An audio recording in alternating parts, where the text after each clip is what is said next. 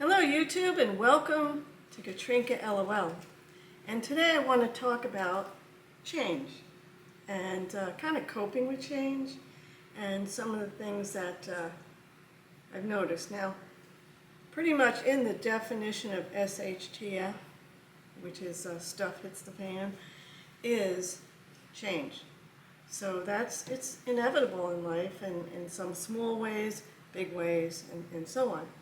So today I just wanted to share a few thoughts on that, and then also a few articles that I found about that. Now, one thing that I've noticed is that loss can make you stronger. Now, one example of that is when I went through chemotherapy. My hair was down to my waist before I started chemotherapy, and then I went bald. Now, prior to that, if I had a bad hair day, it was upsetting, or if I had a bad haircut, that was upsetting. But then I became fearless after I went bald. So I feel like that made me stronger, that challenge. So now it's no big deal, So it also, loss and change can build patience. And how you build that patience is, well, I know this is going to be a short haul or a long haul or whatever that is with the change. But I've done this before, maybe not this exact same thing before, but I've gone through difficult things before, and so I know I can handle this. Now, also realize that some people might be insensitive or try to one-up you, and I have a couple of examples of that. For example, my mother died some years ago, and I guess it was about over 20 years ago. And I was a lot younger at the time, and one person said to me, "Oh, you should speak to so-and-so because they lost 2 family members in 1 week." And it felt like just deflating to the importance and the gravity of my loss. So I don't know if that person was just being insensitive or what they were trying to say, but I gave them the benefit of the doubt at the time. And just realized that some people might, really want to say something that will be helpful, and it doesn't come out right. So that has not happened with this particular SHTF that I've been through recently. People have been very supportive, and I'm thankful for the prayers because I really think that the prayers are helping. So I just can't thank you enough. And here's another story about that I overheard. Someone had their eyes dilated at the eye doctor that day, and so they were kind of complaining about, well, you know how it is with, you can't see right, and you're sensitive to the light and everything. And so this person was just like complaining a little bit about it, or explaining why they were wearing sunglasses and that kind of thing. And the response of the person they were talking to was, "Yeah, I understand. I'm blind in one eye and the other eye is half blind, so I really understand your suffering." So that was kind of awkward. So just understand this. Some people might say kind of strange things, but it's okay. It's okay. There are plenty of people who are just loving and wonderful, and I'm grateful that that's what I have experienced. Okay, so loss and change can build confidence also as you handle challenges. You know, like at this stage in my life, I realize I've been through stuff, you know, quite a bit of stuff in my life, as we all have, and it's like I can handle it, you know. So you may surprise yourself at how well you do. So another thing that I have found that I've been doing is to accentuate the positives and the blessings. Now, one thing is my studio is over here, and it's unusable at the moment, but it's not because it was destroyed. You know, it's unusable because it's piled high with all kinds of stuff that had to come out of other areas down here. So, you know, I'm grateful that my studio is okay. It's just that it's, you know, it's burdened down with stuff at the moment. It's holding the space for some other spaces. And, you know, then there's not much I can do down here to change anything until, you know, the renovation is done, you know, with the flooring and the baseboards and stuff. But there was one room, the storage room, and everything had to come out of the storage room, and there was very little loss in that room, which I'm grateful for. And so it dried out, and so I could put it back together even better than it had been before. And I was really proud of that. So accentuating that positive and seeing it as a blessing is really wonderful. So those are my thoughts that I've had as I've been going through this.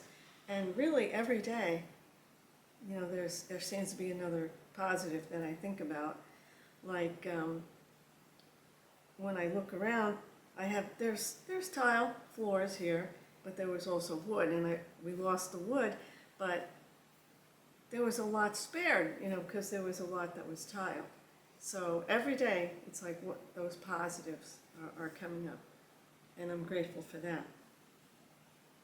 Now, let's get into these articles, and the first one is from, and I'm going to link them below, okay, so that you can go read them, because I'm not going to read the entire article. That would be a long video. So anyway, how to get better at coping with change on Verywell Mind. So here's some tips. Be mindful of the future to prepare for what may come. Now, that's you know, just being prepared in general. So that's a very good idea to do. And then here's one. Focus on positives of the change versus the negatives. So I just mentioned that I accentuated the positives, and that I'm so proud of the one area that I was able to put back together. So that's great. Okay, and then another one, establish a daily routine to find comfort in structure. So I had to find a new structure because my previous structure, which I'll get back to, but I can't be in that structure right now. So I had to establish that new one, and once I got going with that, I felt better. It was just a lot easier. And then seek out support from friends and family is another. And so, again, thanks to you all for your kind words and prayers. And then practice self-care and regular self-check-ins. So, all right. Let's see what we can find here. So you can read, that's just an overview of what they are suggesting here, and then they elaborate on those suggestions. So I think I'm going to leave that to you to read if you're interested in that particular article. All right? Now, another article is from PsychCentral.com, 7 ways to help you deal with change. Now, the first thing that this article talks about is why is it difficult to deal with change? And I personally believe it's because we are creatures of habit, and we get into a routine and we find comfort in that, and then this change comes about, whether it was a disaster or even a positive life change. It's just a shift that's difficult to adjust to. So here's what they say. Coping with change requires you to pivot in your life. You may suddenly have to reverse course or find a new way of doing things. So I had to find a new routine, and so that's why it's difficult.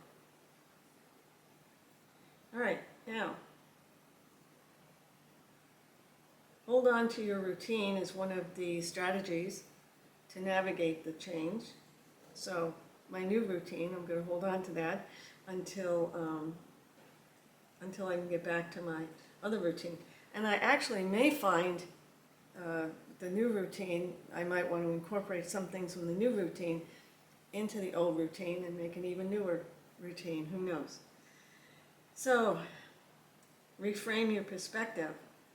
So it's, they have a guide for reframing your self-talk, which you can click on the link here and see what you think about that. So sit with your feelings is another suggestion, and just avoiding your feelings altogether, maybe sadness or whatever you're feeling, may not be the healthiest thing to do. So you can accept that you're feeling the way you're feeling, and then just sit with that and be self-accepting. So here's another good one. I used to do this in my workday. Break down your day.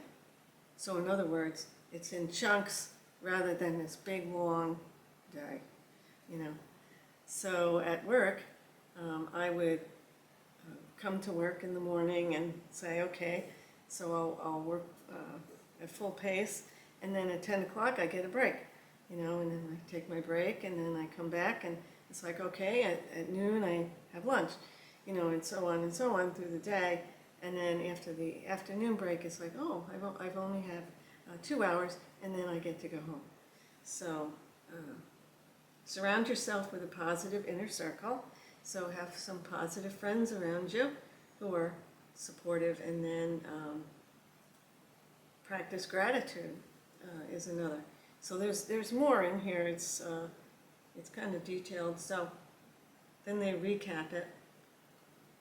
So the gratitude is kind of goes along with accentuating the positives. Like I'm grateful that things were not worse than they were, and that it can go back to normal.